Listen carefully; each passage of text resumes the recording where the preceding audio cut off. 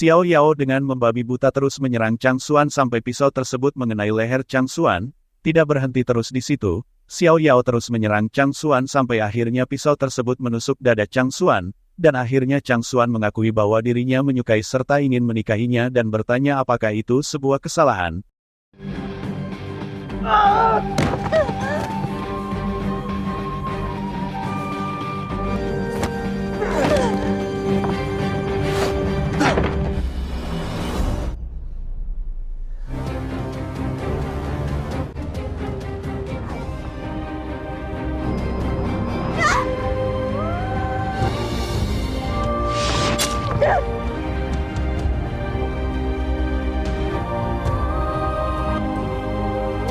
不多，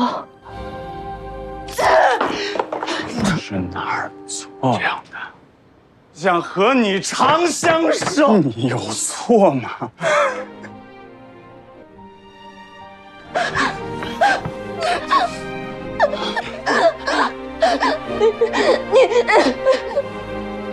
？Setelah mendengar semua pengakuan Chang Xuan, Xiao Yao langsung menangis dengan histeris sampai akhirnya Raja Agung dan semua pelayan masuk mencoba untuk menenangkan Chang Xuan dan juga Xiao Yao. Kemudian Raja Agung dengan marah menyuruh Chang Xuan untuk segera pergi.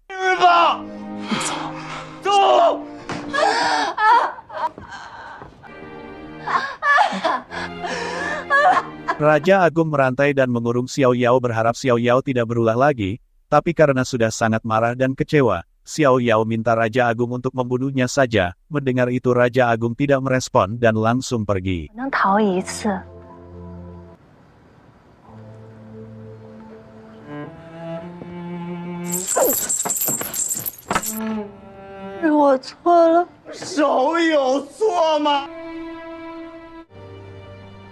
Chang Xuan bersikeras ingin menemui Xiao Yao, tapi segera dihadang oleh semua pelayannya.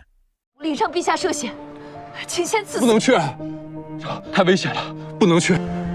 原地。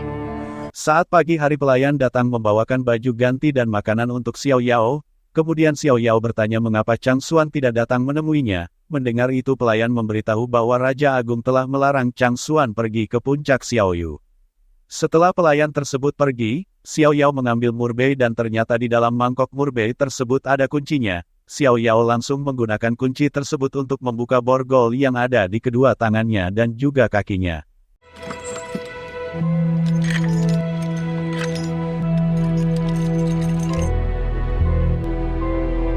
Terlihat Chang Xuan yang tengah duduk di ayunan sambil termenung menunggu kedatangan Xiao Yao.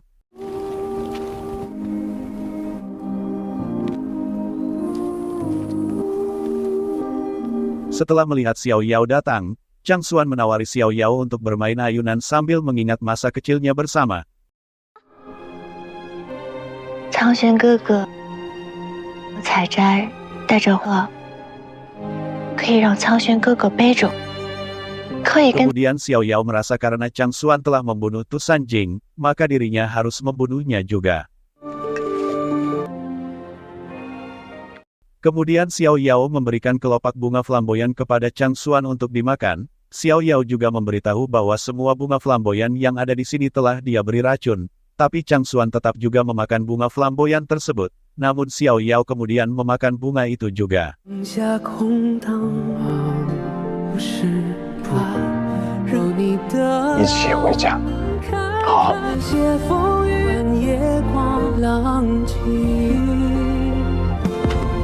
Tiba-tiba keluar darah dari mulut Xiao Yao dan membuatnya melemah. 为什么比我的发的早？应该分挺抗毒。你会为了我，要惩罚他们？伤害你的也不像你，但因为你在我心中的这次我做错了，对不起。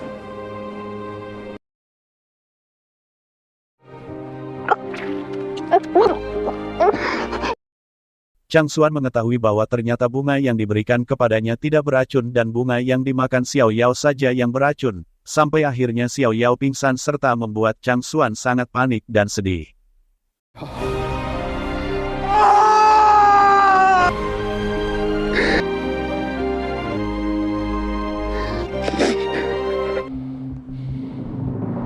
Chang Xuan tersadar dari ilusinya dan langsung bertanya kepada Raja Agung teh apa yang baru saja dia minum sehingga bisa membentuk ilusi yang begitu nyata. Raja Agung memberitahu ini dari pohon ajaib di Gunung Dusuo, dan ini namanya adalah ilusi sebab akibat. Chang Xuan menceritakan kepada Raja Agung di dalam ilusinya dirinya membunuh Tu Sanjing, dan karena Xiao Yao tidak tega membunuhnya, akhirnya Xiao Yao bunuh diri. Mendengar itu Raja Agung kembali mengingatkan Chang Xuan agar tidak mengecewakan Xiao 没有 Yao. 指使涂山后杀害涂山璟。 会让小妖，你不会清水镇，我知道不是你。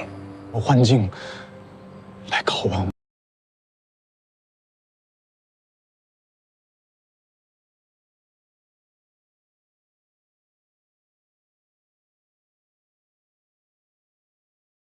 Feng Long kembali mengunjungi Xin Yu dengan marah dan langsung bertanya apakah Xin Yu mengenali panah tersebut.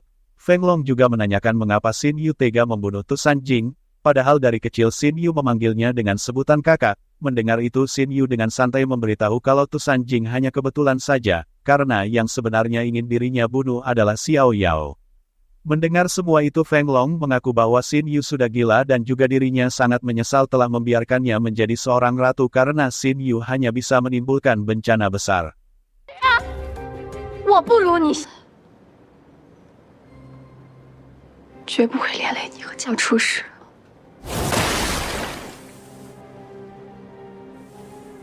Sebelum pergi Feng Long memberitahu bahwa jejak di kota Kingsui sudah dia bersihkan dan kembali mengingatkan Xin Yu bahwa ini untuk yang terakhir kalinya, serta menyuruh Xin Yu untuk tahu diri.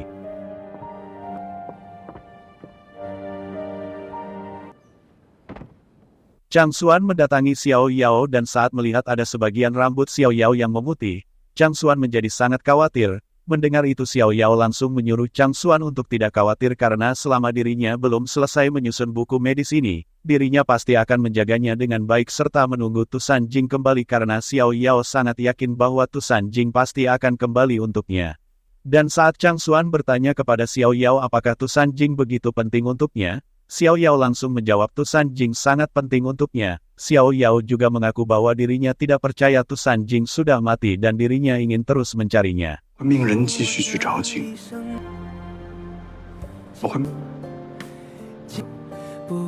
Tiba-tiba Chang Xuan langsung memeluk Xiao Yao dan memberitahu tidak peduli apa yang terjadi. Chang Xuan menyuruh Xiao Yao untuk mengingat bahwa ini semua adalah kesalahannya, salah sejak awal. 我是你不好，错了，也是你怪。 Xin Yu sangat senang ketika mendengar Chang Xuan akan mendatanginya dan langsung menyuruh Ling Lan untuk membantunya berdandan. Tanpa diduga Chang Xuan langsung mengetahui semua apa yang telah dilakukan oleh Xin Yu dan akhirnya Xin Yu mengatakan yang sebenarnya apa yang telah dia lakukan. Mendengar itu semua membuat Chang Xuan langsung naik darah dan langsung menampar wajah Xin Yu serta memberi peringatan keras kepadanya. 想杀的是他，是是不可理喻贪得纳维吉啊！就废后主子有胆子，不敢。你占着王后的位置，不是想当王后吗？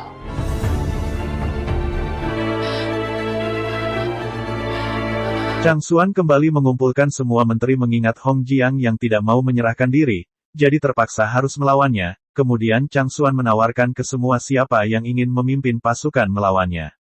Ayahnya sudah memberi kode ke Feng Long untuk tetap diam, sementara Rusou sudah mengajukan diri. Alhasil Qin Mang juga menyuruh untuk menyertakan dirinya. Melihat itu Chang Xuan memberikan posisi jenderal kepada Rusou untuk memimpin pasukan. Namun tiba-tiba Feng Long mengajukan diri dan memohon kepada Chang Xuan agar dirinya yang memimpin pasukan. Chang Xuan mengingatkan kalau ini bukan peristiwa kecil dan jangan bertindak ceroboh. Namun Feng Long yakin kepada keputusannya.准。 Tentu saja keputusan itu membuat ayah Feng Long langsung memarahinya karena mengingat hubungan keluarganya dengan kerajaan Chenrong dan beranggapan Feng Long mengajukan diri berperang memimpin pasukan karena ingin berkontribusi dan menyebutnya anak durhaka. Namun Feng Long menjelaskan alasannya dengan memberitahu kalau Xin Yu berkoalisi dengan Tu San Ho untuk membunuh Xiao Yao dan Tu Sanjing. Menurutnya kini Xin Yu hidupnya sudah hancur, raja tidak bisa mengeksekusi karena dia adalah ratu, namun hukuman pasti ada, jadi jika dirinya bisa membantu raja dan berkontribusi mengalahkan kerajaan Chenrong, dirinya tidak ingin penghargaan apapun, namun dirinya hanya memohon raja agar memaafkan Xin Yu kali ini.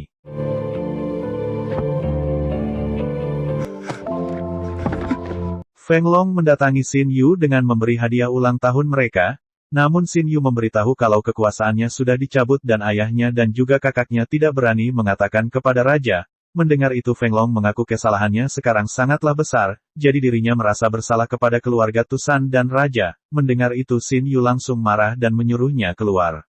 Feng Long memberitahu untuk menunggunya berperang, setelah berperang tidak peduli dirinya menganggapnya kakak atau bukan, dirinya tetaplah adiknya dan saudara. 滚出去！ 请告退。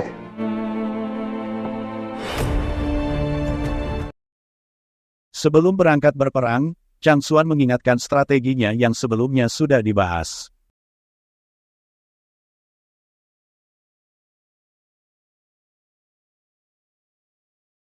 Melihat Xiao Yao terus menyusun buku medis, Raja Agung menyuruhnya untuk keluar jalan-jalan, karena menurutnya jika Tusan Jing melihat dirinya tidak menyayangi tubuh sendiri, dia pasti akan sedih. Mendengar itu Xiao Yao memberitahu kalau dirinya memang sedih dan tidak bisa tidur nyenyak di malam hari. Kemudian Raja Agung mendekatinya dan ada yang ingin dikatakan padanya. Raja Agung memberitahu kalau sekarang Feng Long memimpin pasukan untuk menyerang pasukan Chenrong. Raja Agung tahu kalau dirinya dekat dengan Xiang Liu, namun perang ini harus dilakukan karena bagi mereka termasuk semacam kebebasan. Melihat Xiao Yao terdiam, Raja Agung merasa Xiao Yao memikirkan Xiang Liu. Kemudian Xiao Yao menceritakan Aula Huichun yang pernah ditinggalinya bersama teman-temannya. Kemudian dia bertemu Tusan Jing dan mengenal Xiang Liu. Xiang Liu mengunjungi Aula Huichun yang sudah tidak ditempati. Dia hanya bisa tersenyum mengingat saat dulu Xiao Yao berada di sana. Xiao Yao juga menceritakan kejadian lucu di mana dirinya menggambar di wajah Xiang Liu, namun Xiang Liu tidak pernah berniat membunuhnya.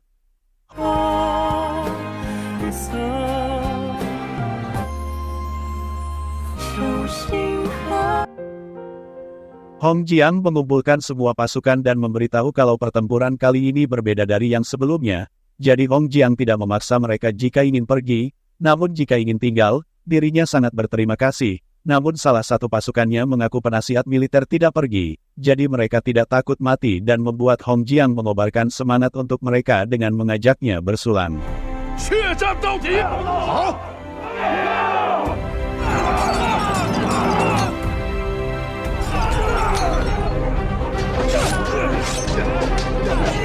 Pertempuran pun terjadi antara kedua belah pihak. Saat pasukan Chenrong mundur, pasukan Xian mengingatkan untuk tidak mengejarnya karena takut ada jebakan. Karena Xiang Liu melarang Hong Jiang berada di medan perang, dia melatih pasukan latihan. Kemudian Xiang Liu memberitahu kalau malam ini meminta ayah angkatnya untuk membawa pasukan menyerang Xian dan mengejutkan Feng Long. Dan saat Hong Jiang bertanya kenapa malam ini,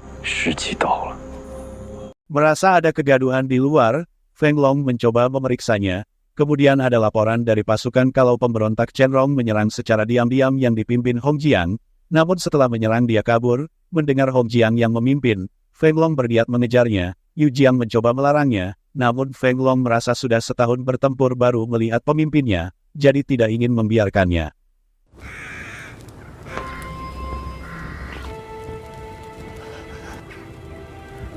Melihat banyak pasukannya yang sudah mati, Feng Long merasa sedih.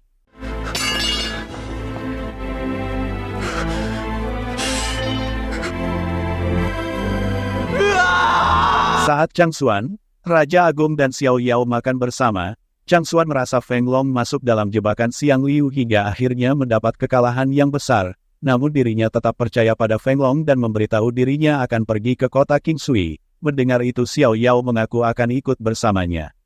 Chang Xuan mencoba melarangnya karena akan ada bahaya, namun Xiao Yao tidak yakin Chang Xuan bisa melindungi diri. Alhasil Raja Agung menyuruh Chang Xuan membiarkan Xiao Yao pergi karena dia telah tinggal di kota Qingshui bertahun-tahun. Akhirnya Chang Xuan menyetujuinya, namun melarangnya menjauh darinya dan harus tunduk pada pengaturannya. Setelah sampai di kota Qingshui, Xiao Yao merasa dulu kota ini adalah tempat paling aman dan makmur. Chang Xuan juga mengaku saat baru tiba di sana ada batu pendongeng yang memberikan informasi. Xiao Yao langsung mengingat saat dirinya menjadi Xiao Liu dan menabrak seorang wanita yang tak lain adalah Hanian. Chang Xuan mengaku saat pertama datang ke kota Qingshui sudah bertemu dengannya, namun dirinya malah tidak mengenalinya, namun Xiao Yao tidak mempermasalahkannya. Saat Xiao Yao melihat banyak pasukan berpatroli, Chang Xuan berpikir Xiao Yao mengkhawatirkan tetangga, namun prajurit Chang Xuan memberitahu kalau raja selalu mengingatkan untuk membawa semua warga kota Qingshui ke tempat aman dan mereka bisa kembali setelah perang selesai. Kemudian dia memberitahu kalau di sana sebuah kediaman pengusaha perhiasan, dahulunya adalah rumah terbagus di kota, jadi menyuruh mereka tinggal sementara. Chang Xuan yang merasa rumah itu dulu ditinggal itu Sanjing menyuruh untuk mencari tempat lain, namun Xiao Yao ingin tinggal di sana. 就住那儿。 Xiao Yao langsung melihat bayangan Tu Sanjing di taman dan membuatnya sedih hingga akhirnya dadanya sakit, tentu saja membuat Xiang Liu juga merasakannya. 小瑶， Xiang Liu melukai tangannya dan menempelkan darahnya di anak panahnya. Chang Xuan bertanya ke Feng Long saat perang apa strateginya ada yang salah. Feng Long mengaku strategi dari raja sudah bagus, cuma dirinya sedikit ceroboh dan meminta maaf telah mengecewakannya. Namun Chang Xuan mengaku sudah bertempur dengannya ratusan tahun dan pasti ada alasannya dirinya sampai ceroboh. Chang Xuan menyuruh memberitahunya setelah mau mengatakannya dan langsung pergi. 你我相知相交，不着急，但有什么话不能直说的？ Tiba-tiba Xiang Liu datang dengan langsung menyerang Chang Xuan dengan panahnya. Chang Xuan dengan sigap langsung menahannya. Namun ternyata ada anak panah kedua yang juga datang ke arahnya dan membuat Chang Xuan tidak bisa menghindarinya. Alhasil Feng Long mengorbankan tubuhnya dan membuat anak panah menembus tubuh Feng Long.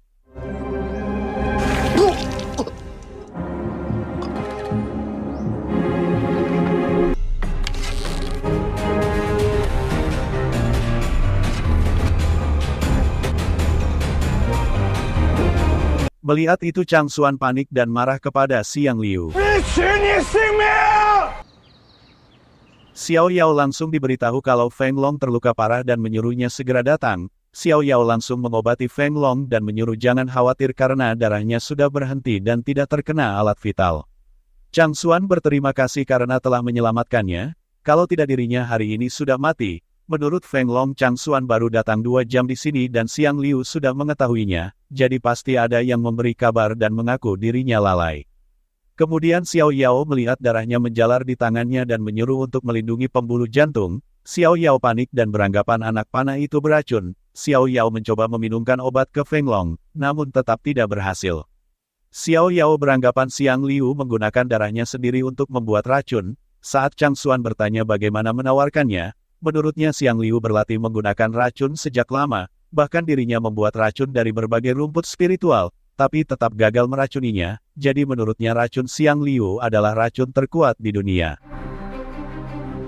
就算你知道解药，这毒也太霸道了。 Xiao Yao langsung meminta maaf dan pergi. Chang Xuan juga meminta maaf padanya. Feng Long mengaku cepat atau lambat dirinya akan mati, namun masih ada orang yang dikhawatirkannya. Mendengar itu Chang Xuan menyuruh untuk mengatakannya karena apa yang dimintanya, dirinya akan menyetujuinya.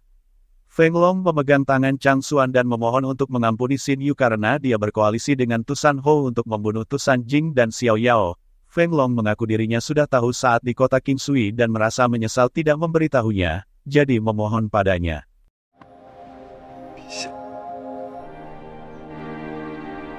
Chang Xuan kemudian berjanji pada Feng Long kalau akan menjamin hidup Xin Yu dengan aman seumur hidup dan semua selir di istana Xi Jin akan menghormatinya. Mendengar itu Feng Long langsung berterima kasih. Chang Xuan memberitahu seumur hidupnya ada 2 orang yang memberinya kepercayaan di saat terpuruknya, yaitu salah satunya Xiao Yao dan satunya adalah dirinya. Chang Xuan mengaku kalau dirinya saat itu terus mendukungnya dan merasa dirinya sangat penting. Feng Long memberitahu kalau yang meninggalkan Gunung Xian dan melindungi Gunung Chenrong bukan dirinya melainkan Tu Sanjing. Dia tahu raja berbakat dan meyakinkannya mendukungnya. Menurutnya Tu Sanjing yang menyatukan dataran tengah. 陛下，对不起。 Kemudian Feng Long menghembuskan nafas terakhirnya setelah meminta maaf kepada Chang Xuan dan juga Tu Sanjing.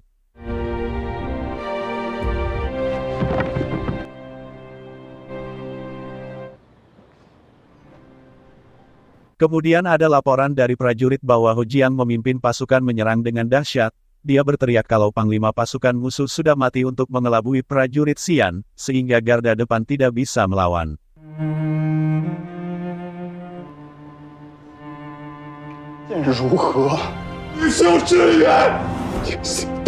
Dengan terpaksa Chang Xuan ikut bertempur walaupun Yu Jiang melarangnya karena kerajaan masih membutuhkannya. Namun Chang Xuan beranggapan dirinya harus bertempur untuk menstabilkan prajurit dan menyuruh Yu Jiang tinggal karena Feng Long baru saja mati.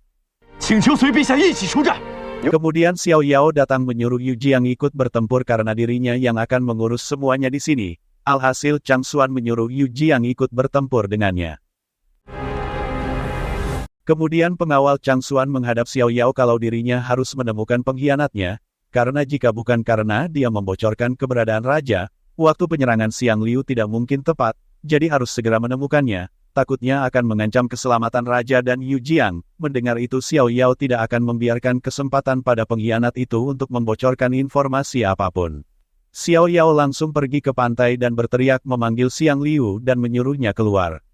Saat Xiang Liu menampakkan diri, Xiao Yao memberitahu jika dirinya membunuh Chang Xuan, yang terbunuh bukan hanya dia seorang, melainkan nyawa dari semua rakyat di seluruh dunia. Xiao Yao langsung mengeluarkan panahnya dan memberitahu sekarang Xian dan Haoling bersatu, jadi jika dirinya membunuh Chang Xuan, maka Da Huang pasti akan hancur dan terjebak dalam perang lagi. Mendengar itu Xiang Liu beranggapan jika Chang Xuan dibunuh olehnya, itu berarti dunia belum bersatu. Xiang Liu terus berjalan dan merasa Xiao Yao akan membunuhnya dengan teknik memanah yang diajarinya. Xiao Yao menyuruhnya berhenti, namun karena Xiang Liu terus maju, Xiao Yao melepaskan anak panahnya dan mengenai dadanya. Xiang Liu menyuruh mengingatnya kalau dirinya mempunyai nyawa 9, jadi jika ingin membunuhnya harus menembakkan lebih banyak. Xiao Yao melepaskan anak panah kedua namun hanya menyerempet bajunya.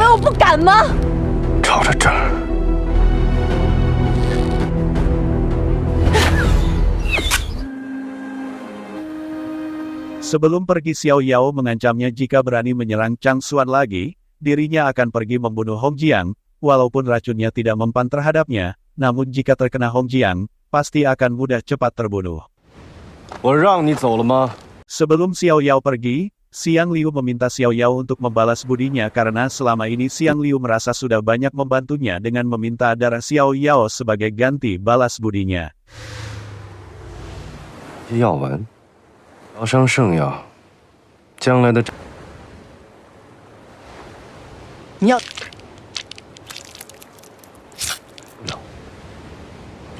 Xiao Yao mengaku sebagai balas budinya dirinya sudah memberikan darahnya, dan setelah lewat malam ini, dirinya dan Xiang Liu akan menjadi orang asing dan mengaku tidak ingin melihat wajahnya lagi.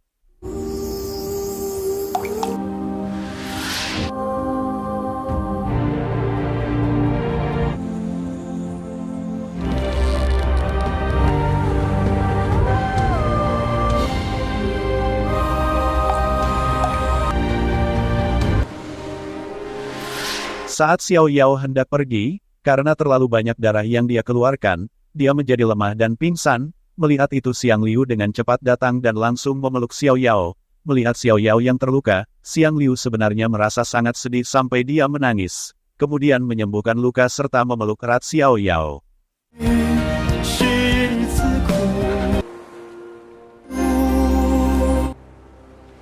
Saat Xiao Yao tersadar, dia sudah bersama dengan Anian. Anian mengaku sebenarnya dirinya pergi mengunjungi Chang Xuan, tapi kebetulan melihatnya melemah, akhirnya dirinya membawanya untuk merawatnya.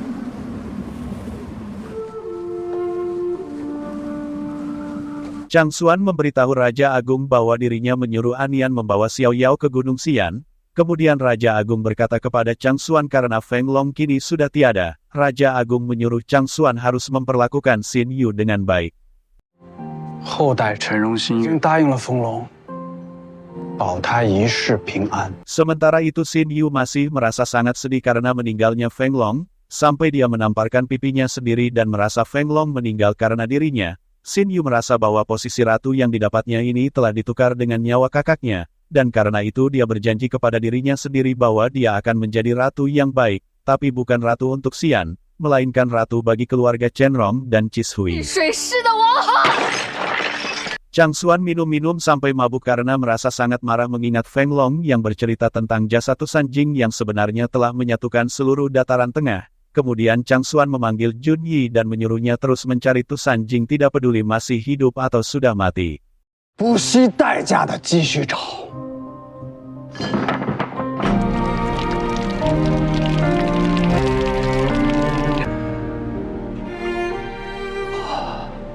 有仇报仇。 Anian menemui Xiang Liu dan berkata bahwa dirinya sudah membawa Xiao Yao ke Gunung Yu sesuai permintaannya. 信守承诺。你究竟想要干什么？ Ternyata Xiang Liu mengambil cermin ajaib milik Xiao Yao yang ternyata banyak gambar wajahnya. Melihat itu Xiang Liu sempat tersenyum, namun kemudian dia menghapus semua gambar yang ada di cermin tersebut.